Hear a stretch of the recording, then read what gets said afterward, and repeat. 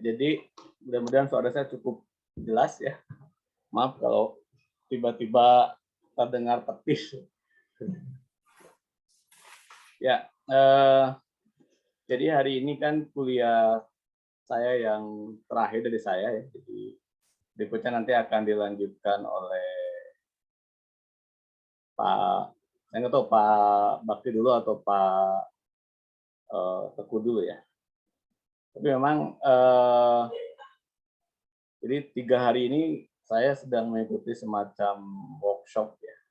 Itu webinar, jadi ada beberapa topik yang dibahas ya, dan kemudian terutama untuk adaptasi misalnya, kita lagi membicarakan sebetulnya ketika kita bicara global stocktake, karena pada akhirnya ya, ketika apapun nanti indikatornya, ujungnya pada finance ya. Jadi kesepakatan global ini yang sekarang menarik memang kita misalkan ada G20, ada OECD, banyak sekali, ada World Bank hari kemarin, kemarin Rabu itu sampai dari jam berapa sampai 4 jam World Bank melakukan studi ya, dan itu seolah-olah ya kita merasa diaudit ya, kenapa Indonesia tidak memberikan alokasi untuk perubahan iklim gitu ya. Padahal kalau kita melihat dari komitmen itu kan harusnya ada transparansi juga ya dari global, misalkan berapa persen sih yang didistribusikan untuk kita gitu. Jadi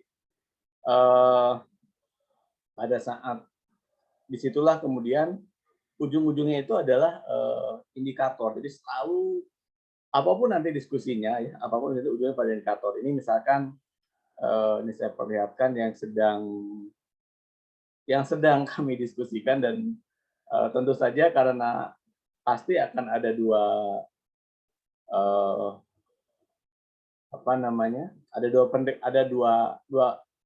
hal ya akan saling berhadapan. Itu adalah antara European dengan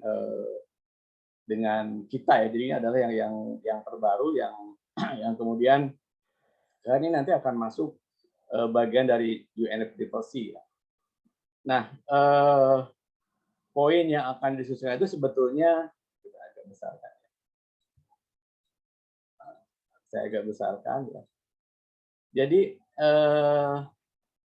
semua negara itu sekarang didorong untuk sama-sama menekan kenaikan suhu ya, agar suhu tidak lebih dari 2 ataupun 1,5, tidak lebih dari 1,5 derajat. Jadi sekarang sudah bukan, kalau di tahun berapa, di COP Katowice itu masih 2 derajat, tetapi di Glasgow kemarin itu semua sepakat 1,5 derajat ya. Meskipun misalnya kita sekarang beberapa kota, Jakarta kemarin launching menggunakan bis listrik ya. Tapi yang kemudian menarik adalah karena perang Rusia itu harga batu bara menjadi naik lagi gitu Pak. Karena sekarang semua menggunakan kembali ke batu bara ya, karena ketika kita bicara geopolitik Rusia, ternyata 60% energi Eropa itu memang dari Rusia, gasnya itu lama. Dan sekarang kan lagi musim dingin ya mereka, makanya kemudian apakah kesepakatan ini gitu ya akan berlangsung atau akan tercapai atau tidak. Nah, tapi memang pada akhirnya ya kita harus mau nggak mau harus adaptif ada perubahan iklim ini kira-kira itu. Nah, kemudian kan yang kemudian dilihat itu adalah ukuran. Nah, dari diskusi yang sedang berkembang memang, jadi kami ini sekarang sedang mendiskusikan antara artikel 21 dengan artikel 9 ya, artikel 9. Jadi ya bisa jadi kemarin saya sudah perlihatkan kan di kuliah minggu lalu, Selasa lalu itu, bahwa sekarang sudah menggunakan Climate Resilient Development Pathway. Artinya semua itu akan mengarah ke sana gitu ya. Jadi naratif ini memang menjadi menarik ya karena ya salah satu yang sedang saya studi itu karena saya melihat kok di ujungnya itu si climate resilient ini muncul kembali gitu, yang selama ini sudah muncul teori loss and damage dan seterusnya. Ini kenapa muncul kembali memang sejak 2000 nanti yang akan saya perlihatkan. Bagaimana kita menyusun indeks di tahun 2018 dengan menggunakan yang disebut dengan climate resilient index development grid. Waktu itu kita melakukan studi itu dengan tujuan sebetulnya kita yang melakukan perbandingan dan sekarang itu memang kembali kepada climate resilient ya. Jadi salah satunya adalah yang dalam diskusi nanti mungkin kalau Bapak Ibu akan mengarah ke sana ke arah jadi sekarang ini di situ sudah bergeser. Jadi ketika kita kuliah ini kan namanya dampak perubahan iklim dan pengendalian risiko. Nah ini sekarang sudah bergeser secara konsep. Jadi sudah bukan lagi pengendalian risiko tetapi climate resilient development pathway. Jadi ini di gambar ini sebetulnya nanti bisa dilihat di poin yang kemarin saya share itunya, linknya, itu adalah People Prosperity Partnership Fixed Planet. Jadi bagaimana semua orang sekarang itu harus memberikan kontribusi kira-kira itu. Nah ini kan ya mudahnya gini, kalau kita protes misalkan itu kan negara maju yang berkembang ya, tetapi makanya kemudian ya bumi hanya satu, ujungnya kan selalu begitu gitu ya. Nah terus apakah kita akan mempercepat kenaikan suhu gitu atau kita memang memberikan kontribusi. Jadi nah karena efeknya adalah cost untuk resilient itu akan semakin besar ya. Itulah yang kemudian pada saat kami mengembangkan climate resilient index ya, itu mostly memang nanti juga akan terjadi pertentangan loh. Ini kan tidak semuanya based on climate related ya, ya itu betul. Tetapi ada beberapa hal yang kemudian menjadi menarik karena kita selalu menyebutkan bahwa bencana hidrometeorologi itu lebih besar dibandingkan dengan bencana lebih rutin terjadi dibandingkan dengan bencana alam, misalkan bencana gempa bumi, bencana letusan gunung berapi gitu. Selalu begitu ya. Tetapi mungkin juga karena itu kesadaran orang untuk merespon risiko tadi itu kemudian menjadi kecil gitu ya. Itu kira-kira. Jadi sekarang memang kita kira-kira arahnya ke sini, kita mendiskusikan seperti apa sih ya, seperti apa yang dan kemudian ini dibuat target-targetnya sampai kepada 2050 nanti berapa kerugian yang terjadi. Nah, itu yang kemudian ketika kita bicara berapa kerugian, maka salah satu upayanya adalah dengan mengembangkan climate resilient. Ya. Jadi langsung ke outcome bagaimana ketika itu terjadi kita melakukan sesuatu dengan melakukan climate resilient development. Jadi misalkan kalau teman-teman BPBD melakukan desa tangguh bencana dan seterusnya, itu kan kemudian mereka mengukur sebagai indeks resilient. Jadi seberapa besar masyarakat ataupun objek yang terkena bisa build back better. Nah itu yang sekarang sedang diskusikan. Maksudnya kenapa saya memberikan informasi seperti ini agar nanti Bapak Ibu ketika mau menulis paper itu sudah mengarah ke sana. Ini kan saya nggak tahu nih apakah harus jurnal kan kalau tidak salah. Kalau harus jurnal itu harus jurnal Bu ya. Ya jadi itu yang kemudian tentu saja referensinya agak masih nggak segitu banyak kalau kita bicara climate risk. Jadi masih tersebar di berbagai jurnal, kan itu kan masih berbagai pandangan ya, ada pandangan ekonomi, nanti ada di climate policy, misalkan tadi malam kita mendiskusikan misalkan adakah hubungan antara industri besar ya terhadap resilient misalkan ya. Terus kemudian teman-teman India punya studi yang berbeda bagaimana si SME ataupun UMKM gitu, UMKM di India itu juga bisa baik merespon ataupun dia resilient terhadap perubahan iklim kira-kira itu. Oke. Nah, yang saya sampaikan ini adalah satu proses panjang ya. Jadi ini kan at the end memang apa? Saat itu kami tadinya mau menuliskan dalam bentuk paper tadinya, tapi kenapa juga tidak jadi karena pada saat itu kan terjadi ada dua kubu ya. Jadi pada saat studi ini dilakukan di tahun 2018 ya, IPCC waktu itu masih kencang dengan konsep loss and damage. Jadi loss and damage itulah yang kemudian akan dijadikan ukuran terhadap karena loss and damage ini kan beyond adaptation ya. Jadi ketika sudah kita melakukan adaptasi, maka kemudian berapa sih kerugiannya. Nah, memang pada saat diskusi itu sendiri ya, kalau pendekatan climate resilient ataupun pendekatan resilient itu damage and loss ya. Jadi bukan loss and damage. Kalau damage itu gini, kalau kejadian banjir berapa rusaknya, oke? Berapa kerusakan. Jadi misalkan kena banjir, 100 rumah kena banjir, itu damage-nya. Lalu kemudian dapatlah nilai kerusakannya. Nah, ketika kita tahu kerusakannya, baru kita hitung loss-nya, itu kerugiannya. Ya. Loss itu kerugiannya. Oh, kita ruginya sekian besar ya ABCD. Nah, kalau bicara itu yang digunakan dalam konsep resilient. Nah, tetapi teman-teman waktu itu dalam diskusi di global, meskipun waktu itu kan dijembatani melalui Sendai framework, framework itu dari Hyogo kan kalau di disaster di kebencanaan mereka menggunakan Hyogo framework kemudian bergeser ke Sendai framework.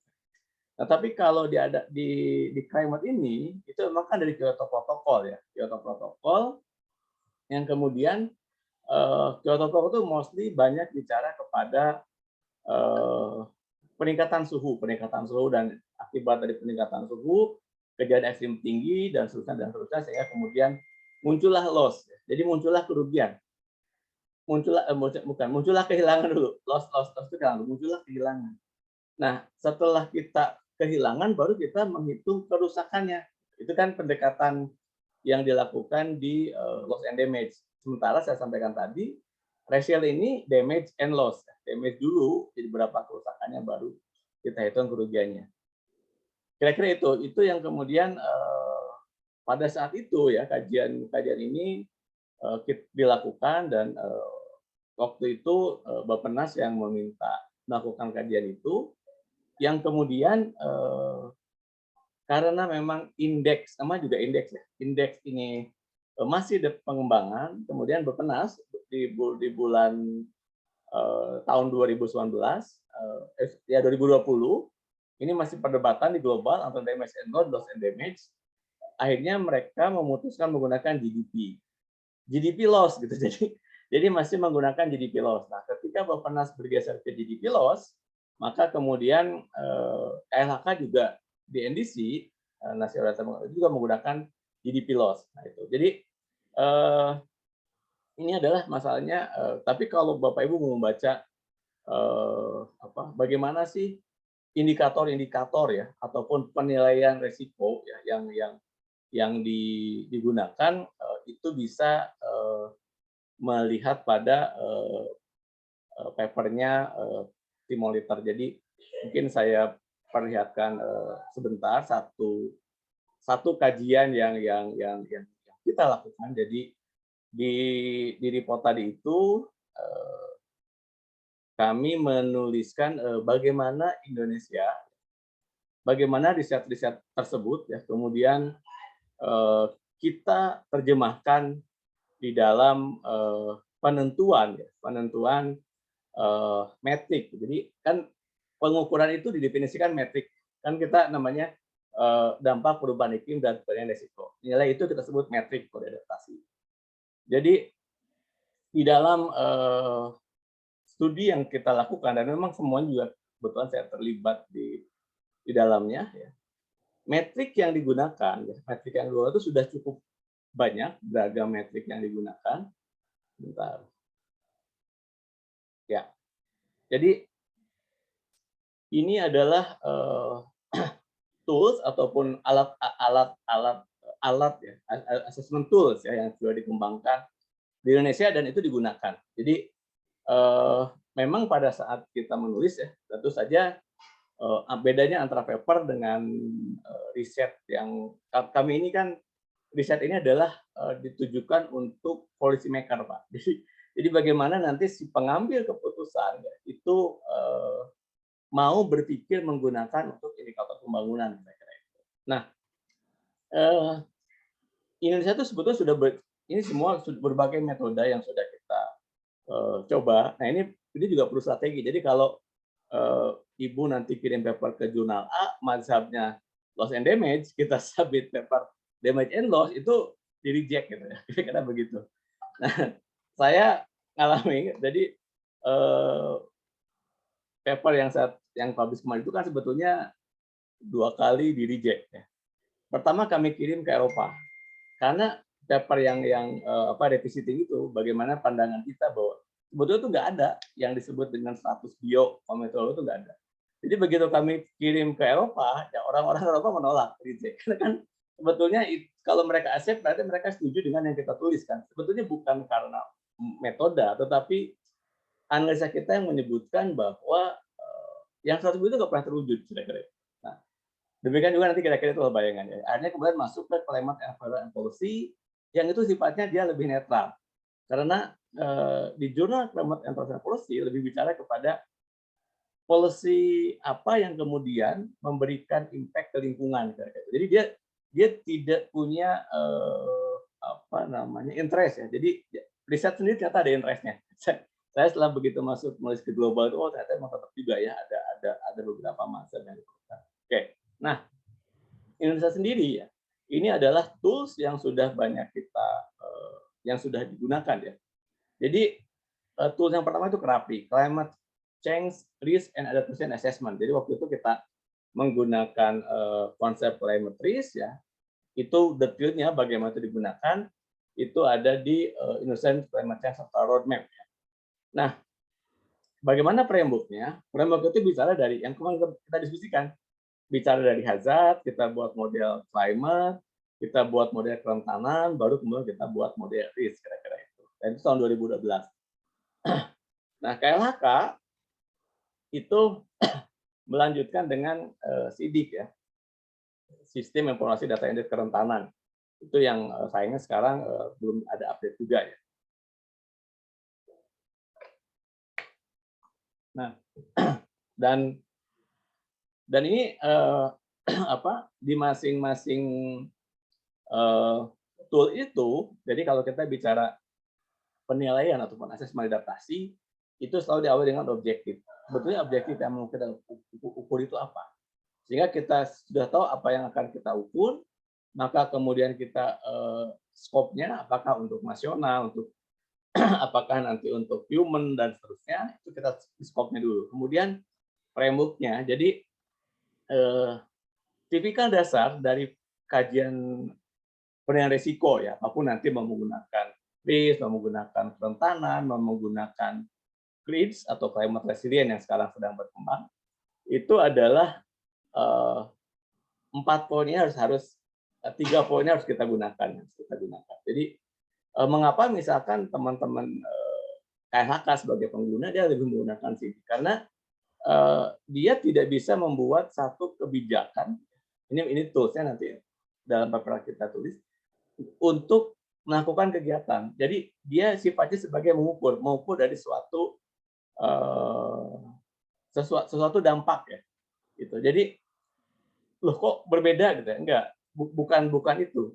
Perbedaan itu muncul karena objektifnya berbeda ya. Jadi penilaian risiko akan banyak metode, akan banyak pendekatan yang sampai sekarang juga belum disepakati dan nampaknya juga tidak akan pernah sepakat kalau saya lihat di adaptasi itu ya. Karena UNFC sendiri ini bedanya dengan yang lain. Jadi di UNFC ada istilah sepakat untuk tidak sepakat. Jadi itu memang differentiated namanya. Ya. Jadi kalau satu negara tidak setuju, maka tidak akan diambil satu keputusan. Itu jadi nggak ada istilah voting di UNFCCC.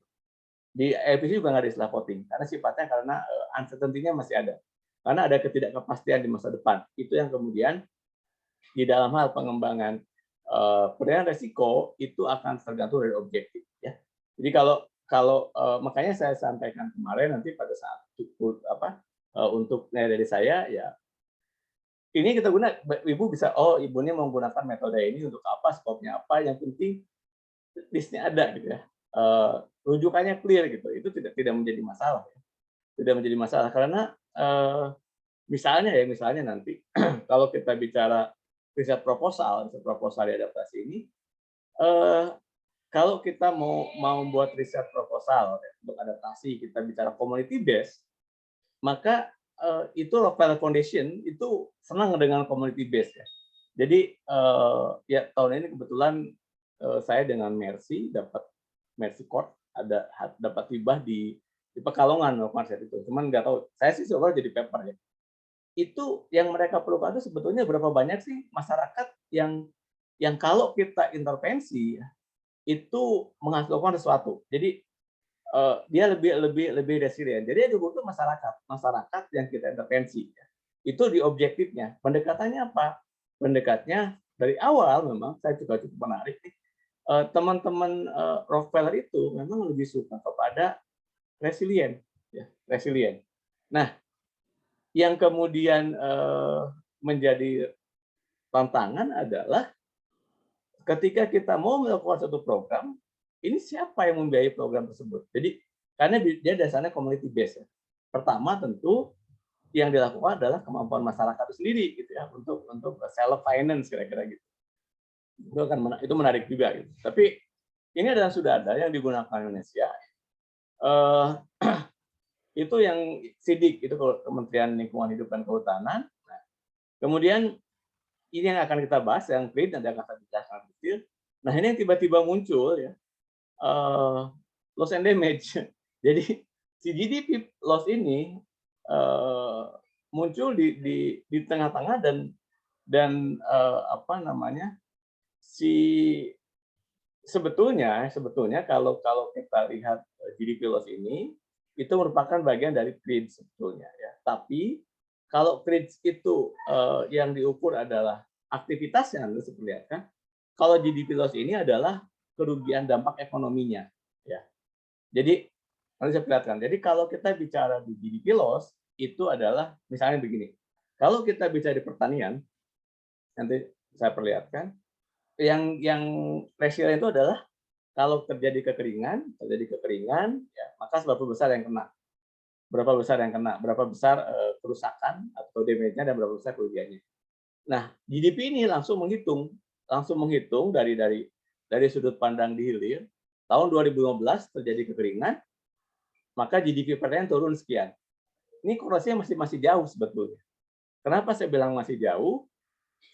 Penurunan produksi kalau di pertanian, ya, begitu saya dibilang itu tidak hanya oleh iklim gitu ya. Itu ada cukup banyak parameter dan itu tidak terpotret di dalam reduction potensial loss ini. Itu tidak terpotret.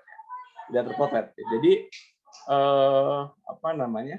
Langsung saja targetnya berapa tidak tercapai, maka kemudian itu GDP loss.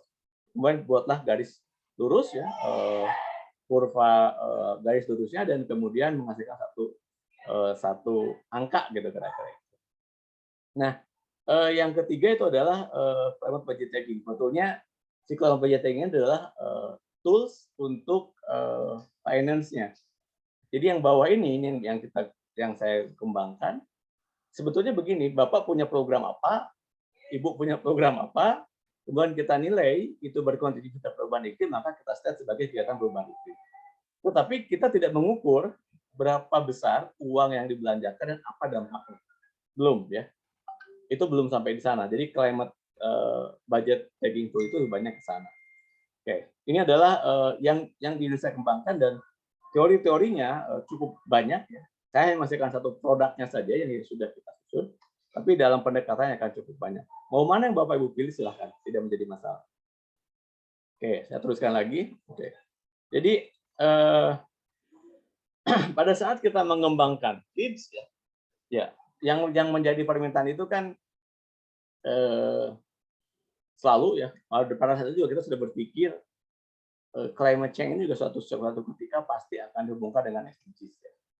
Ini kan masalahnya, bukan masalahnya, tantangannya UN sendiri itu banyak convention ya, banyak convention dan seterusnya, sehingga berbagai pandangan pun akan bertebaran lah di jurnal, ada jurnal SDGs, jurnal seterusnya gitu. Ada jurnal climate yang memang dia fokus ke climate, jadi climate action ada cukup banyak di situ. Dan itu menggunakan pendekatan yang sesuai dengan objektifnya tadi itu. Nah, karena studi itu waktu kita buat riset ini ya, kita sebetulnya bagian jadi studi kan ya samalah dengan riset ya. Kita tuh melihat sebetulnya seberapa besar sih climate ini berpengaruh terhadap pencapaian target SDGs. Itu. Jadi kalau climate change-nya terjadi, kalau masyarakat climate change terjadi, katakanlah tadi, dalam target SDGs itu, misalnya ya, misalnya adalah kalau bicara adaptasi sebetulnya tidak quote and quote ya, tidak begitu terkait dengan SDGs 13 karena di SDGs 13 itu dalam pemahaman teman-teman itu lebih kepada mitigasi. Dalam hal ini pengurangan emisi gas rumah kaca. Tetapi kemudian di situ muncul strengthen resilient adaptive capacity to climate related hazard and natural disaster. Ya, jadi SDG sendiri gitu ya, memang sudah menggunakan definisi resilient.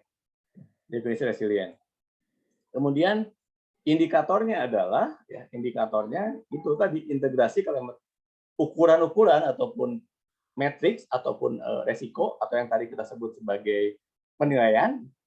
Change measure itu kan penilaian, bentuknya dalam bentuk matrix. Indeks itu metriknya gitu. Indeks itu adalah metriknya. Ya. Nah, soal strategi dan perencanaan. Kemudian yang paling bawah seperti biasa lah, improve education, awareness. Karena kan energi itu lebih banyak ke human ya, misalnya kapasitas dan seterusnya ya terhadap environment system misalnya. Nah, target lain ya tentu saja ini yang secara terstate ya. Target 1, SDG 1.5, SDG 2.4, dan SDG 11. SDG 11 yaitu yang saya lupa kotak-kotaknya itu. Oke, kalau tuh yang tadinya tadi ya, jadi ada tersebut kemudian tadi kita mengembangkan matrix ataupun mengembangkan pendekatan resiko. Jadi yang saya sampaikan tadi, Kerapi sendiri itu 2012 saya nulis juga satu paper di IOP konferensi itu sama Prof. Joko. Kita bicara bagaimana pengelolaan itu digunakan untuk penanganan banjir di Sumatera Selatan. Itu. Nah, kalau yang ini sekarang itu kita melihat kepada climate action target di setiap sektor. Dan kemudian pada saat itu ini juga akan merupakan bagian dari, jadi di set ini kadang-kadang Pak Koko ada juga pesan sponsornya, yaitu JICA. JICA mau masuk dengan set lanjutannya dengan bla bla bla, sehingga dia memerlukan informasi resiliensi di Indonesia. Kira-kira itu. Oke. Nah, yang kita perlukan tadi itu ada informasi tadi, makanya yang saya sampaikan tadi ya, itu adalah riset yang sudah kita lakukan. Jadi Kerapi sama Sidik itu adalah produk yang juga waktu kita lakukan, tetapi dari sisi poin yang berbeda. Oke. Nah, minggu kita sudah berulang kali membahas konsep ini. Saya kira sudah Bapak Ibu sudah cukup paham ya. Nah, sekarang yang menjadi pertanyaan itu tadi saya memberikan contoh objektifnya itu apa. Kita mau mengukur resilient, kita mau nilai resiko. Kalau mengukur kan kita punya risiko ya. Mau mengukur itu di mana? Apakah di proses atau di outcome? Ya. Ini suatu hal yang akan berbeda ya. Jadi kalau kita mau mengukur di outcome, Jadi outcome itu kan sesuatu yang sudah terjadi sehingga kita state bahwa itu tinggi, ini rendah. Oke. Atau kita ukur di proses, dua poin ini. Nah, karena itu kemudian kalau mau kita melihat di di keduanya, ya, tentu kita mesti melihat hubungan ya antara resilient dan kerentanan. Nah itu yang mau tuh Bene, kalau Bapak Ibu memang tertarik mengembangin nanti reportnya bisa saya share. Itu membagi dua ya. Kalau resilient berdasarkan resilient diukur, kita bisa metrik ataupun penilaian. Resilient diukur sebagai outcome, maka resilient dan kerentanan dimaknai sebagai konsep yang berlawanan. Jadi menurunkan kerentanan, kalau kerentanannya turun, maka resiliennya naik. Itu kira-kira. Ya. Itu adalah kalau diukur sebagai outcome. Karena tadi produk akhir. Ya. Dengan kata lain, sebuah sistem tidak resilient karena sistem tersebut rentan. Jadi masyarakat yang rentan, katakanlah contohnya misalkan masyarakat itu tidak akan pernah mencapai resilient. Gitu. Kira-kira gitu. Karena dia selalu rentan. Gitu. Nah ini konsepnya. Jadi ada banyak membahas itu, Clay, Nicole, dan Komala 2003 seperti itu. Tetapi kalau kita definisikan resilient sebagai proses, ya, maka resilient dan kerentanan dimana sebagai konsep yang harus overlapping. Ini Qatar ya, jadi Susan L. Qatar banyak membahas mengenai resilient dan kerentanan.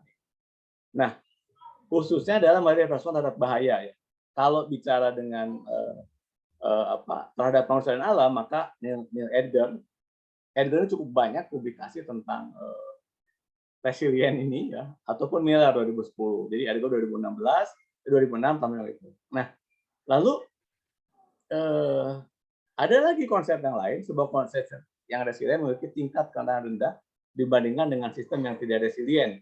Namun hubungan itu tidak selalu simetri. Jadi Galopin memang menyebutkan jadi kalau yang tadi Clay, Nichols, dan Komala itu menyebutkan resiliennya rendah, kerentanannya sistem tidak resilient karena kerentanan rendah. Jadi memang berkebalikan.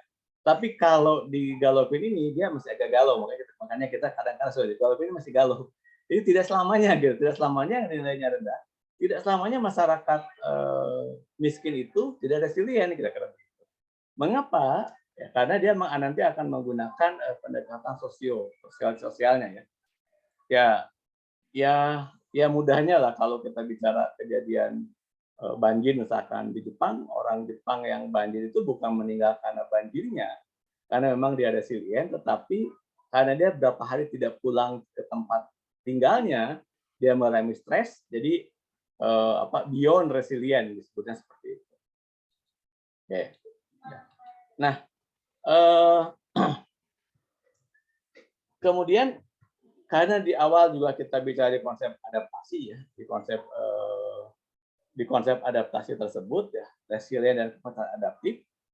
Karena kan salah satu pertanyaannya kan kalau tadi hubungan antara resilient dengan kerentanan, kalau dia rentan ya, maka dia tidak akan resilient kira-kira itu. Nah, di dalam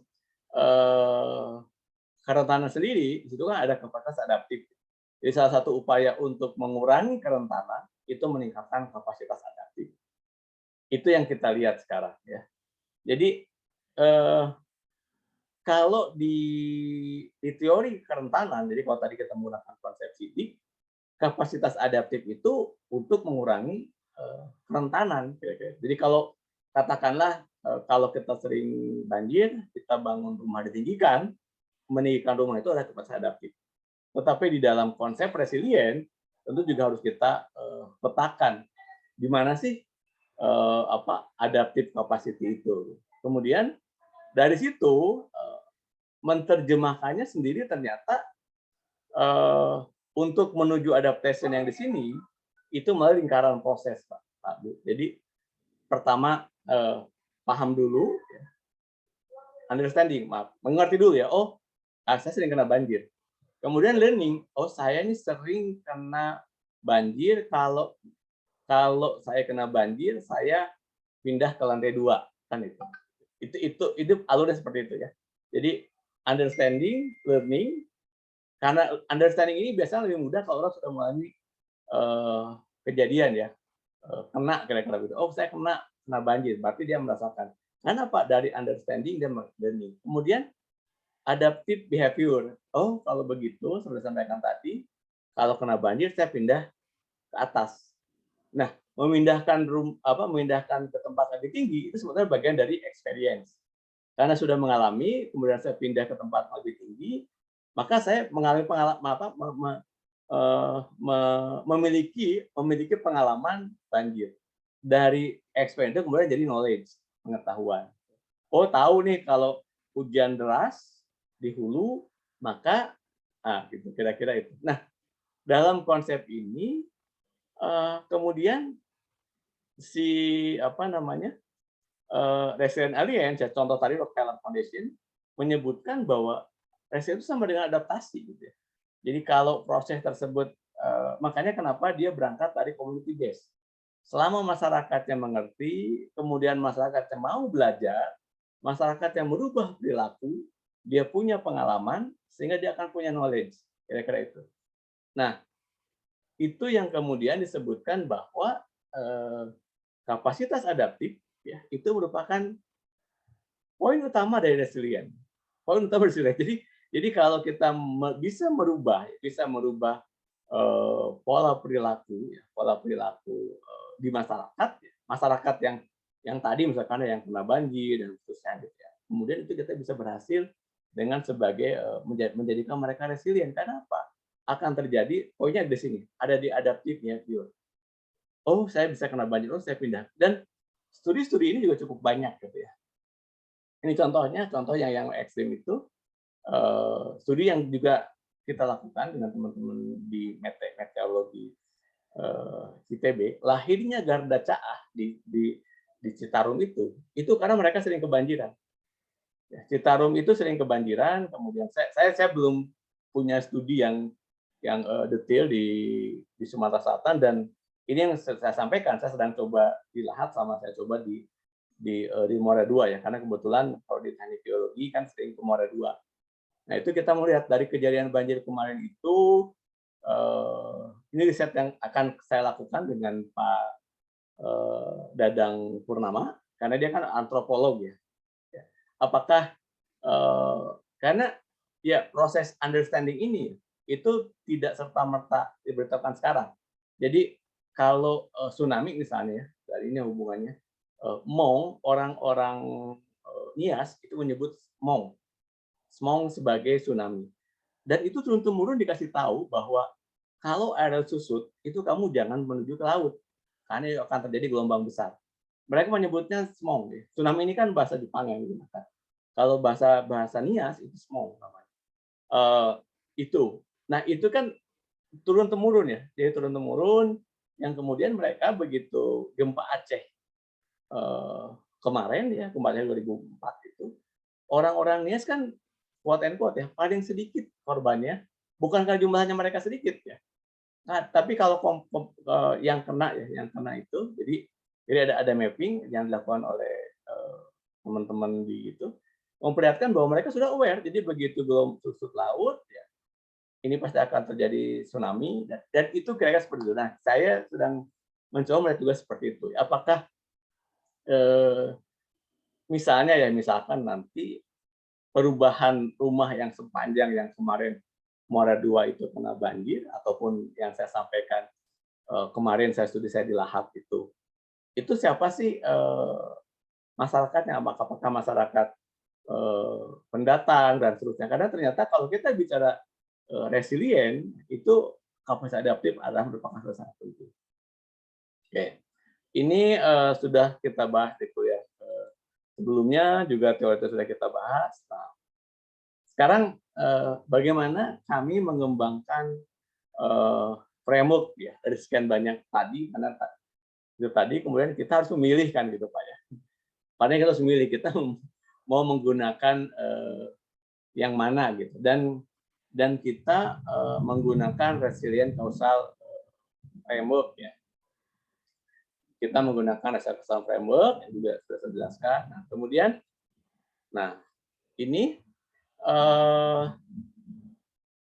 ini kembali ya, ketika kita mau menggunakan resilient tadi dari objektifnya, pertama sektornya dulu ya. Kita menggunakan sektor yang mana, sektor yang mana yang mau kita gunakan. Oke, ada 4 sektor ya. Ini yang karena apa? Sektor ini sebetulnya didasarkan pada climate response-nya ya.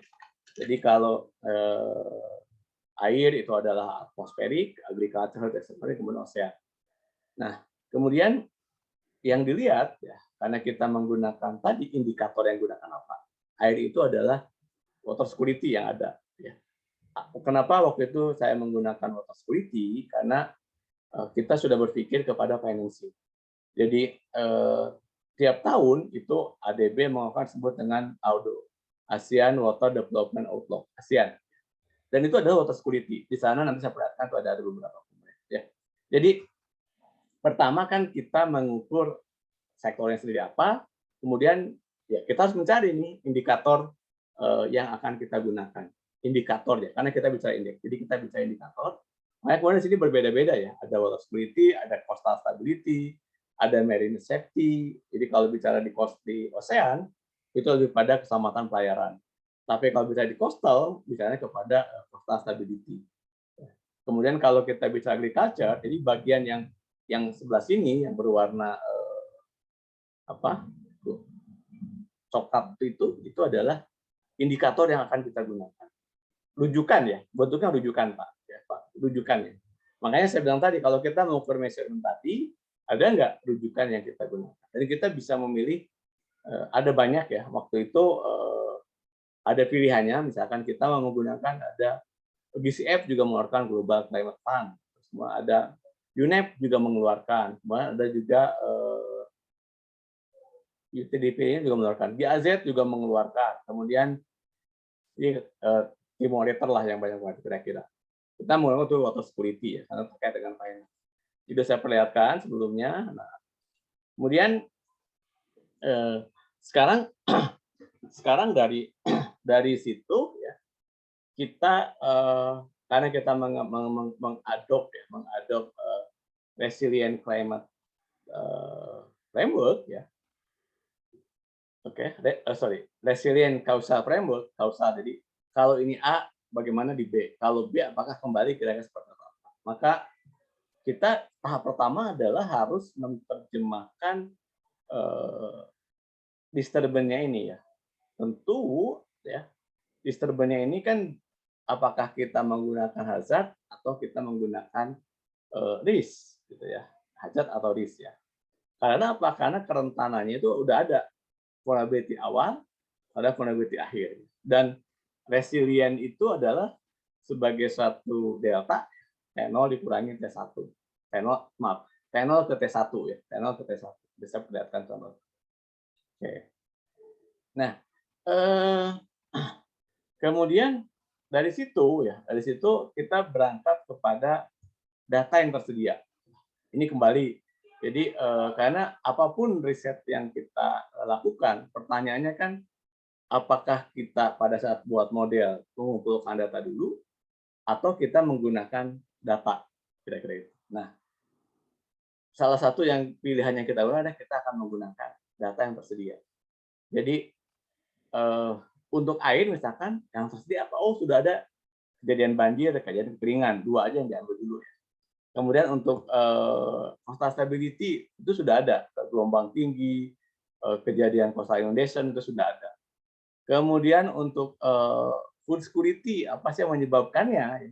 Itu sudah ada informasi kekeringan dari Kementan, informasi kebanjiran dari Kementan. Data itu yang kita kumpulkan. Jadi yang kanan itu adalah data yang kita gunakan untuk melakukan penilaian. Nah, dari situ kemudian tentu kita taruh tadi karena kausality tadi ya, berarti awal dan akhir yang mau kita lihat. Dari awal dan akhir, kalau A ada banjir, apakah A tetap A gitu ya, atau A minus ya, ataupun kalau dia jadi kalau dia A minus, seberapa cepat dia kembali ke A, gitu, kira-kira begitu. Kira-kira kalau kita buat tarik grafik yang lurus tadi ini kan, kalau kita kembalikan menggunakan konsep ini kan tadinya A, A-nya kan di sini.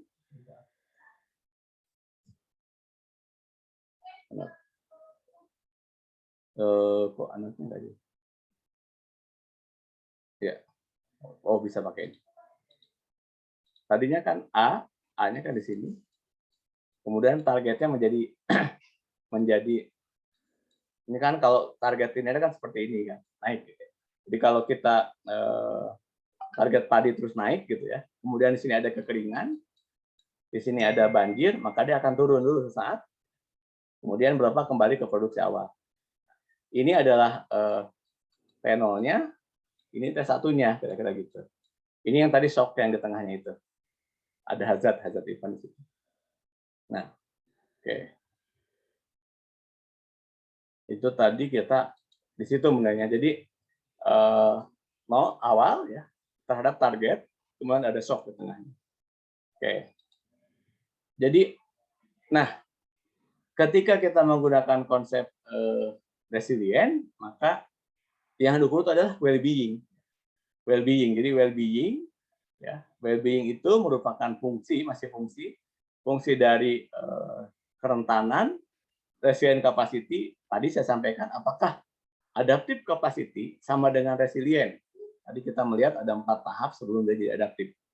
Ada 5 tahap. Understanding, learning, berikutnya adalah yang ini Pak, yang understanding, learning. Nah ini understanding, learning, adaptive behavior, experience, dan knowledge. Nah ini akan memberikan nilai karena kita sebut resilient capacity. Memberikan yang berbeda. Ya.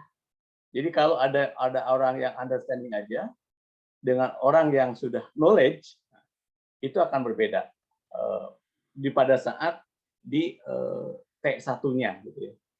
Jadi misalnya mungkin bisa kita bayangkan, kita menawarkan asuransi banjir ke orang yang belum pernah kena banjir gitu Pak. Mau nggak kira-kira?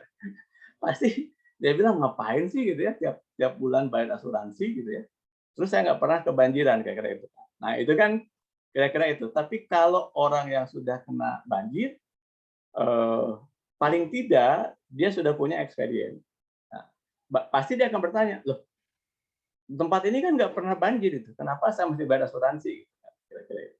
Tapi kalau dia sudah kena banjir, dia pun akan bertanya, kalau dia sudah knowledgeable, sebentar dulu, saya ini sudah punya ada upaya-upaya begini-begini. Ini ada asuransi ini apa sih dasarnya gitu. Nah, pengembangan asuransi banjir pun nanti akan berdampak pada premi. Tidak sama. Jadi kalau orang yang rumahnya pinggir sungai, 1 lantai, dia bayar premi lebih mahal. Itu kan asuransi. Sama kalau asuransi kesehatan juga gitu, Bu. Pak, ada yang cover mau apa saja kira-kira. Asuransi bencana juga begitu. Itu sudah ada. Jadi yang paling besar itu MyPark sekarang. Saya bukan nyebut merek, tapi memang mereka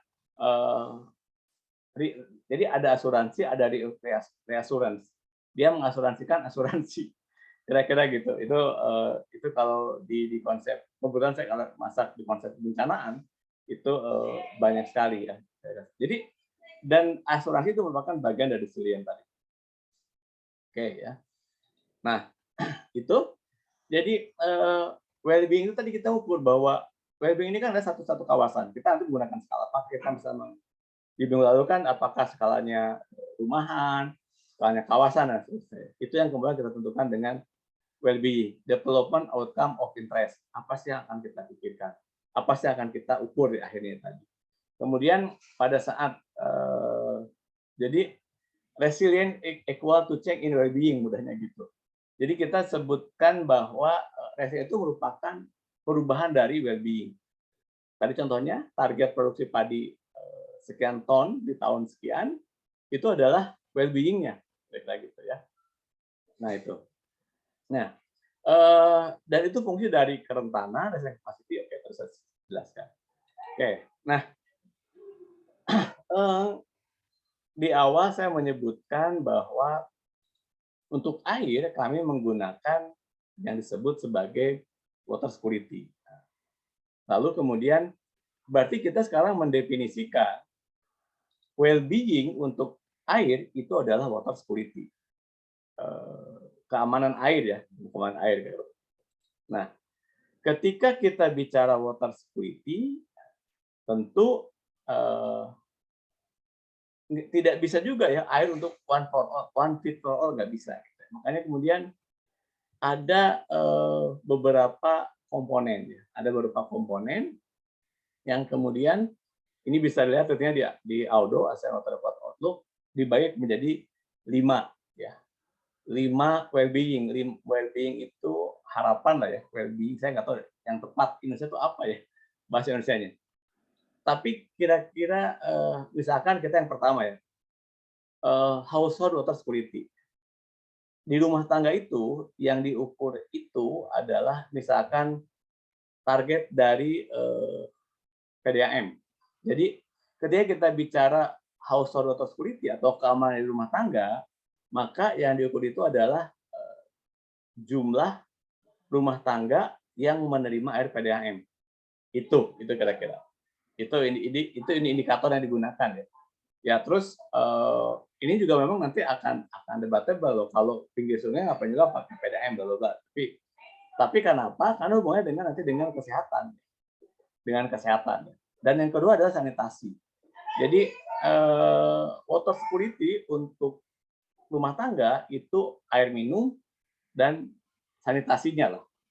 Makanya kemudian kan pemerintah menetapkan 100% air bersih, 0% kawasan kumuh, dan 100% pengolahan sampah. Itu menghubungkan dengan sanitasi tadi. Nah, kemudian itu household ya, jadi ke rumahnya. Kemudian urban water security. Itu ada dalam satu kawasan kota ya. Kenapa nggak ada rural ya? Sebetulnya urban atau rural sama saja, tetapi yang diukur adalah ya keamanan dari kawasannya. Ya. Kawasannya. Jadi apa bedanya urban water security dengan water disaster? Itu mungkin nanti kita bahas. Ya, jadi yang kedua itu urban water security. Jadi kalau rumah kita ya, apakah pertama memiliki jaringan air bersih? Ya. Ini di kawasan. Katakanlah komplek perumahan kita ya, komplek rumah kita kalau bukan di komplek, pokoknya kawasan kita tinggal. Itu kan ada air bersihnya, ada jaringan air kotor, dan ada drainase. Ya. Memang kalau di kita kan jarang ya dipisahkan antara air hujan dengan air bekas cucian gitu ya. Ya simpelnya ya di rumah itu kan air dari kamar mandi ya langsung dibuang ke selokan gitu kan. Kira-kira itu. Ya itu kan sebetulnya secara definisi urban water security, makanya kita Indonesia ini bicara urban water security ini selalu rendah. Ya, kalau kita perhatikan ya, berapa banyak sih katakanlah kalau ibu atau bapak tinggal di komplek perumahan yang memisahkan antara air bekas ibu mandi, bekas cuci piring dengan air drainase atau air hujan. Masih sama kan satu kesatuan ya. Karena itu harusnya terpisah ya. Harusnya terpisah ya. Jadi air yang dari itu merupakan pipa sendiri ya. Jadi pipa sendiri kan di dalam wastewater itu dibagi dua, ada grey water, ada black water. Kalau grey water itu bekas mandi, cuci piring dan seterusnya, itu adalah grey water. Kalau black waternya itu ya septic tank itu black water. Kita nggak dipisah. Jadi ada drainage dan sewerage sebetulnya dalam bahasa. Tapi kita nggak. Pokoknya mah ada sekali bangun perumahan, bangun saluran air. Biasanya gini kan, ke depan air hujan, ke belakang air kotor gitu kan. Tapi kemudian tersebut bergabunglah air tersebut di ujung komplek gitu kira-kira gitu. Nah, itu harusnya terpisah. Oke. Yang ketiga itu environmental security. Ini bicara water basin. Jadi ya kita sudah bicara lebih gede lagi, bicara dalam apa namanya dalam satu kawasan dan satu das ya, water basin ya. Saya kira kehutanan lebih paham ya. Itu kan bicara kualitas air nanti. Nah, kemudian yang keempat economic water security. Nah, ini bicara nanti konflik air. Karena misalkan kalau kita baca undang-undang air, ya. Itu yang pertama itu tentu kebutuhannya untuk rumah tangga. Tapi di situ ya kita tahu lah mulai konflik air untuk pertanian, air untuk industri ataupun air untuk energi. Nah, yang bawah water rated disaster itu adalah kawasan yang biasa mengalami kebanjiran. Jadi bedanya urban water quality itu banjir di situ tuh karena nggak ada drainase. Jadi kalau kejadian banjir di atas, rumah kita kebanjiran karena nggak ada drainase. Tapi kalau yang di bawah, memang ya, drainase sudah ada, tetapi tidak mencukupi. Nah ini nanti kemudian akan berbeda. Nah dari poin yang tadi itu, ini kan kita bicara resilience-nya. Kemudian kita lihat bagaimana FPC mendefinisikan. Ini masih FPC 2014 ya.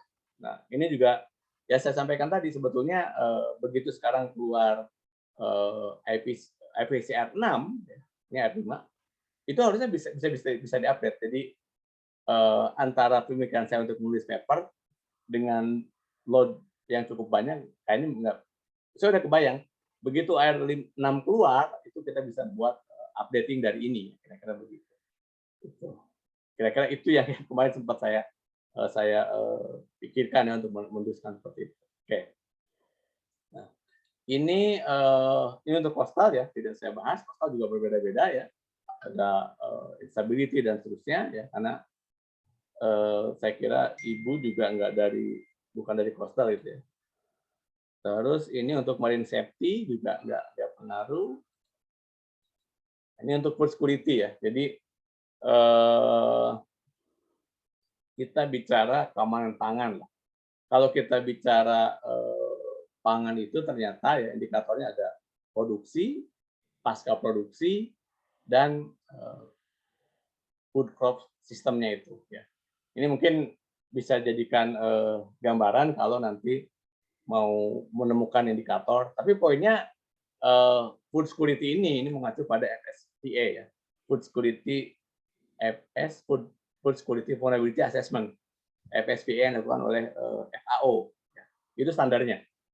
Gitu kira-kira begitu. Jadi kenapa kita mau ke FAO kan sebetulnya gini, yang punya target pengaruh ke teman FAO. Lalu kita sampaikan bahwa kalau climate terjadi, maka food security tidak akan tercapai. Oke. Ya. Nah, di sini, jadi di setiap ini selalu ada ada prosesnya. Apa drivernya, kemudian bagaimana responnya. Respon itu respon pada food security-nya. Jadi misalkan kalau suhu naik, ya, maka aspek produksi yang kena, gitu ya. Itu crop-nya, hortikultura ya kalau Indonesia, hortikultura ataupun livestock ataupun perikanan. Sehingga dari situ juga bisa berpengaruh kepada food security sendiri. Nah, yang saya sampaikan tadi, di sini sudah menghubungkan antara climate dan non-climate, kesuburan tanah, gitu ya. Jadi gagal panen tersebut karena memang mungkin tanahnya sudah terlalu jenuh ya, bukan karena iklim berubah gitu, tidak pernah dipupuk gitu kan, atau over pemupukan. Nah itu nanti teman-teman pertanian lah yang lebih tahu. Jadi di sini sudah membedakan antara climate dan non-climate.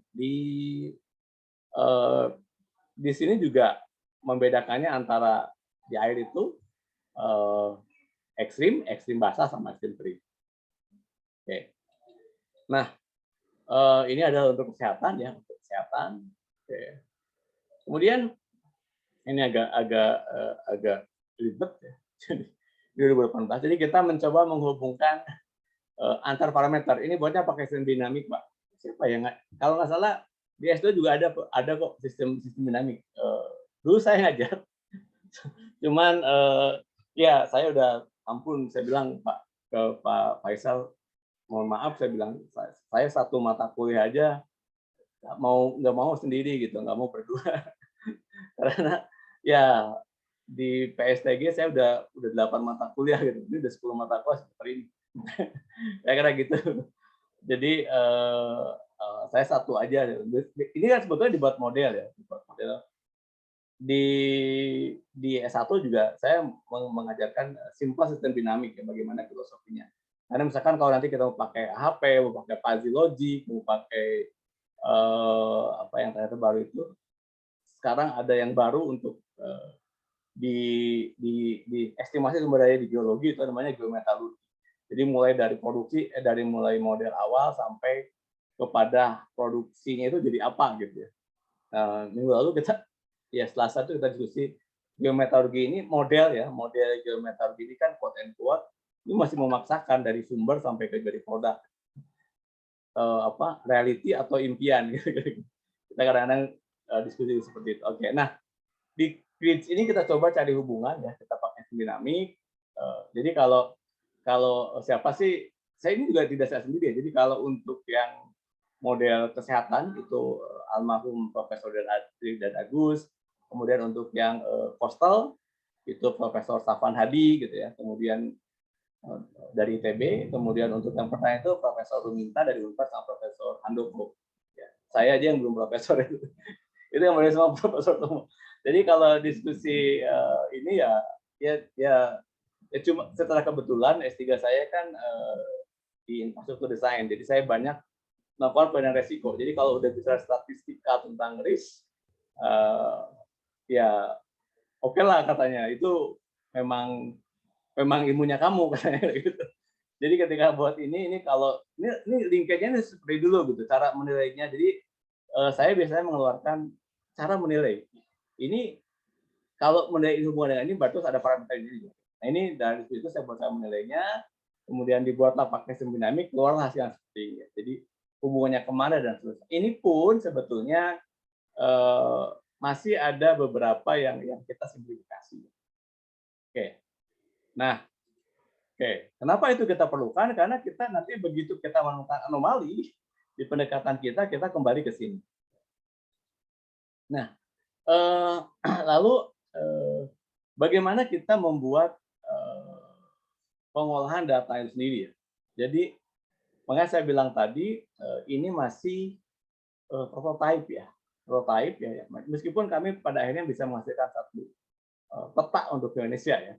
Tapi itu belum diuji. Jadi kita belum melakukan pengujian data to data. Jadi terusnya kita tarik mundur misalkan, katakanlah tadi kalau kita mengukur kejadian, saya akhirnya ini lakukan di Jawa Barat untuk yang 2015. Karena waktu itu Jawa Barat punya PDRB, punya parameter lengkap semua. Jadi saya ambil kondisi awalnya, PLN itu 2010, kemudian TS1-nya itu di 2018. 2018 ada ekstrimnya di 2015. Seberapa besar backbone dari ketika terjadi kesedihan di kabupaten itu, kemudian kita lihat dari berbagai parameter ekonominya. Jadi di situ bisa melihat jadi kabupaten yang sangat demanding terhadap katakanlah ya pertanian ketika terjadi kekeringan, itu kelihatan banget PDRB-nya turun dengan signifikan. Kemudian salah satunya adalah penduduk miskinnya bertambah kayak gitu. Cukup banyak parameternya kayak gitu. Nah, ini bacanya dari bawah. Jadi kita baca di bawah, kita definisikan dulu indikator setiap bidangnya, kemudian kita gunakan basis data. Ini basis datanya memang ketika kita diskusi basis data pun ini akan cukup seru gitu ya. Kenapa kita bilang cukup seru ya? Karena apakah data BPS dengan data BNPB ini match atau enggak gitu ya? Kan masih ada dua kemungkinan ya. Peta banjir misalkan, kita mau gunakan data BPS atau gunakan data BNPB. Itu kira-kira. Jadi BNPB menyebutkan ada banjir, di BPS tidak tercatat. Ini kan ya sebetulnya bisa jadi tidak tercatat. Lalu di sini pun kita harus mengembangkan, memastikan validitas data ya. Jadi nanti kalau di kuliah pemodelan lingkungan biasanya dibahas tentang itu.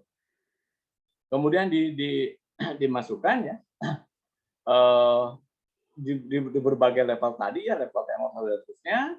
Kemudian kita bagi dua olah data tenor. Tadi contohnya saya gunakan 2010 dengan di 2018 waktu itu. Ya, jadi 2010, 11, 12, 13 kita lihat ya. Itu kita bentuknya time series. begitu ada apa, shock di tahun 2015, turunnya berapa dan tahun berapa dia backbone-nya itu gitu. Bonds-nya itu dari berapa ya. Oke. Dan ini kembali kepada subsistem. Jadi kalau di air tadi kan ada 5 subsistem. Ada 5 subsistem ini, maka di sini pun kita menggunakan 5 1 2 3 4 5. 4 ini contohnya aja. Kemudian nah ini tahapan pengolahan datanya. Nah, ini ya tadi saya bilang disebut dengan metoda ya. Nah, karena data ini beragam, makanya kemudian kita menggunakan pendekatan statistik ya. Jadi ini pilihan modelnya, karena kan bisa saja kita menggunakan persentase dan seterusnya. Maka untuk semua bidang itu, karena kita harus compare dengan 5, dengan 5, meskipun 4 tapi 5 karena coastal dan maritim safety kan dari 2 ya. Maka kita harus menyamakan antara 0 dan 1, biar semua dalam bentuk seragam. Jadi ketika kita jumlahkan, jumlah maksimum dari keempat sektor itu maksimum 1. Jadi kalau lebih dari 1, model kita salah itu mudahnya. Ini cara mengukurnya ya. Kemudian karena kita akan terdiri dari berbagai tadi itu, maka mau nggak mau juga dibagi kelas ya. Jadi kalau kita remind sedikit pada saat kita bicara risk, kan ada risk tinggi terhadap rendah gitu kan, ingat kan? Tinggi itu kan kita petakan tinggi, sedang, rendah, tapi kemudian sangat tinggi, menengah, rendah dan sangat rendah, menjadi ke dalam 5 kelas ya. Kemudian ini metode yang saya sampaikan, kita belum pakai fuzzy logic, kita belum pakai weighting average. Sebetulnya ini masih banyak hal yang bisa dikembangkan, dan salah satunya kemudian mahasiswa S3 di ITB untuk saya yang ya karena ikut terlibat di sini, Mbak Dian Aprianti, mengembangkan indikatornya tidak menggunakan catatan, tapi dia menggunakan weighting average. Jadi bukan 1 tambah 1 tambah 1 tambah 1 jadi 5, tapi 1 dikali faktor. Pemberatnya apa kira-kira? Pemberatnya apa gitu? Apakah mau dengan overall, baru kemudian dapat hasil. Oke. Ini penjelasan cara mau datanya. Jadi maksudnya gini, kalau nanti Bapak Ibu mau buat sesuatu, tahapan ini yang harapannya dijelaskan ya. Karena salah satu yang biasa terlupa gitu ya. Karena Bapak Ibu sudah terbiasa mengolah data, itu disampaikan pada saat di tesisnya ataupun di tesisnya terutama ya. Kira-kira begitu. Kelupaan gitu. Saya bimbing ini sekarang sementara ini saya ada untuk kemarin 1, sebenarnya ada 1. Itu juga sama. Jadi Pak, saya mau bicara climate di pertambangan, kemudian di PTBO, silakan. Nah itu saya bilang datanya apa, ngomongnya gimana. Itu sampai sekarang belum muncul lagi Pak, karena begitu tanya ini pasti sebentar dulu saya bilang. Ini mau datanya gimana? Tahapnya dibuat dulu. Jadi ketika kita mau mereplikasi itu bisa ketemu gitu ya. Nah, seperti itu. Oke. Nah, ini kemudian cara menilainya ya, expose, shock-nya ya, ini ex ante jadi W0 1 2. Ini kan gambar asalnya nih. Jadi kalau 1 terhadap ini expose dan ex ante, ini W0, ini W1. Kalau dia berubah kan itu. Kalau 1 tidak berubah berarti 0. Kalau berubahnya negatif, berubahnya sedikit gitu ya, -1. Berubahnya banyak, jadi -2 kayak gitu. Kalau tidak berubah akibat kekeringan, maka dia +1. Tapi malah dia mengalami kenaikan, maka nilainya +2 gitu ya. Nah ini cara penilaiannya, -1, very low dan seterusnya. Oke. Ini pada saat itu kita menggunakan benchmark, mungkin tidak bisa bahas. Nah, tadi kita punya 5 parameter ya, Bapak Ibu. Tadi kita punya 5 parameter kan, yang di atas ini. Oke. Nah yang ini 5 parameter kan, 1, 2, 3, 4, 5, also dan seterusnya. Maka 5 parameter tersebut kalau kita jumlahkan sama dengan 1. Tadi saya sampaikan kita tidak menggunakan pemberat. Jadi ada 5 parameter, 100% berarti satu parameter 20% gitu aja, Pak. Mudahnya gitu ya. Ya, 5 parameter kan, 5 parameter berarti satu parameter nilai maksimumnya 20%. Oke, ya. Kemudian dari 20% tersebut kita punya 4 subparameter kan. Ini vulnerability, well-being, resilience, sama disturbance. Oke. Ya 20 bagi 4. Jadi 5%. Oke. Itu kira-kira ya. 5%. Oke. Kemudian 5% ini punya 4. Punya 4 bahwa kerentanan itu karena ada kebutuhan PDAM, ada rumah tangga dan seterusnya, maka 1,25 dibagi 4. 1,2%. Oke. Nah, kalau dari satu parameter tersebut ada lagi parameter tambahan, kita bagi lagi gitu. Kalau 2 dibagi 2 gitu ya. Karena apa?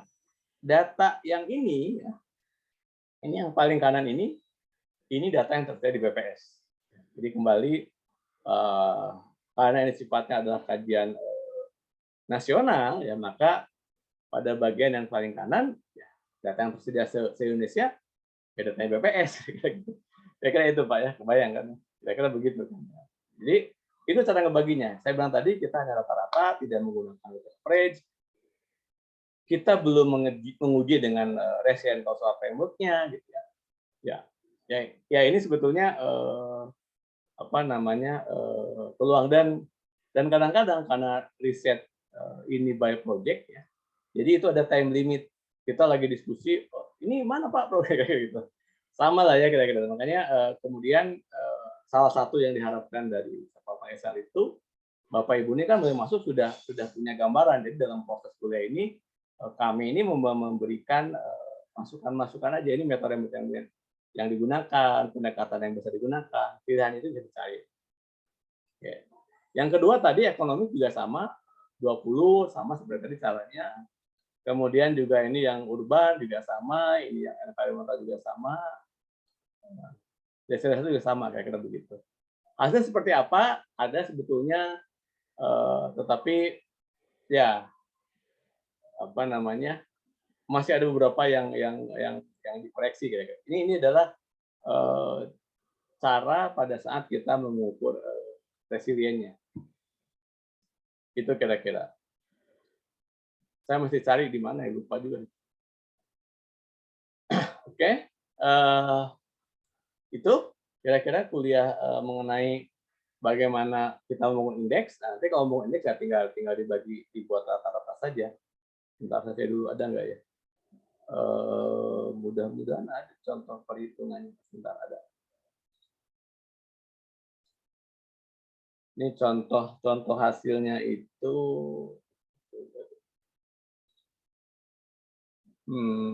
apa sih namanya?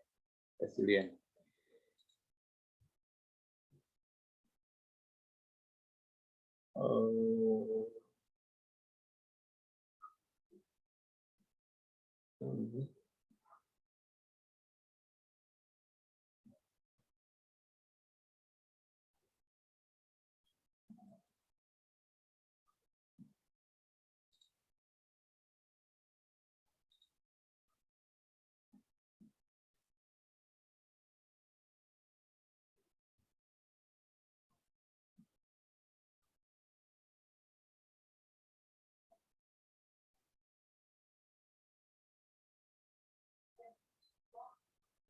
Primary slide-nya susah.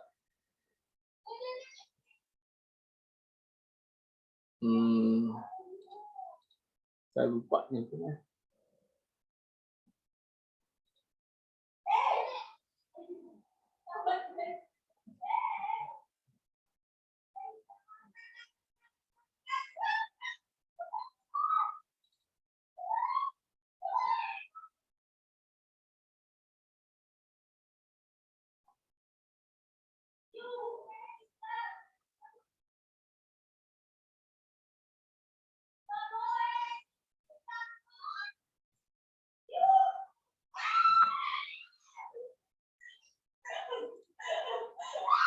Bentar.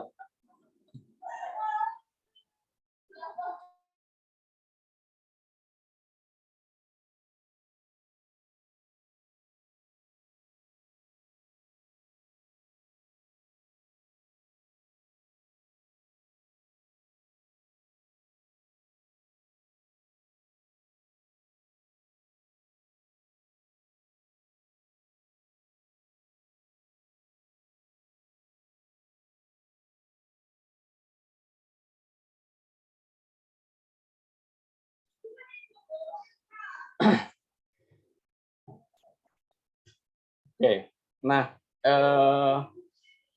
proses akhirnya pun ya kami tidak dari data yang sekian banyak itu, karena kita compare se-Indonesia ya, itu ternyata datanya juga tidak tersedia ya. Jadi ketika kita membuat economic water security,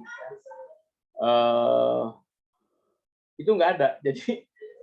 Jadi kita mengumpulkan data misalkan berapa sih harga air di Indonesia itu nggak ada yang tidak gitu. Sehingga tentu saja kita tidak bisa membandingkan parameter yang tidak ada. Jadi nanti kalau misalkan dari 5 parameter tadi, yang satu ada, yang satu enggak, begitu kita jumlahkan, maka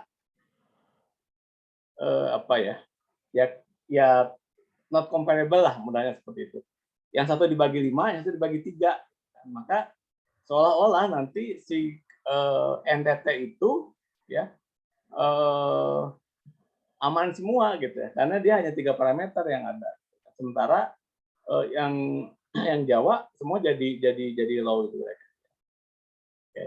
Nah, jadi secara keseluruhan ya, sebenarnya kita seperti sampaikan tadi ya, kita belum memiliki kalau dijumlahkan itu seperti ini ya. Ini meskipun ini very high, tapi di water disaster bisa jadi dia turun ya.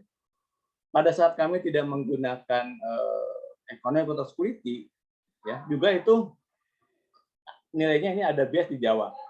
Karena kita tahu bahwa kualitas air sungai di Jawa itu lebih buruk ya dibandingkan dengan kualitas air di Sumatera.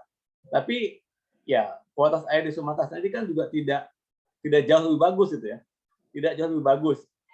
Masih di tingkat rata-rata. Jadi kalau tadi kita lihat di air itu kan ada 5 ya. Water security sama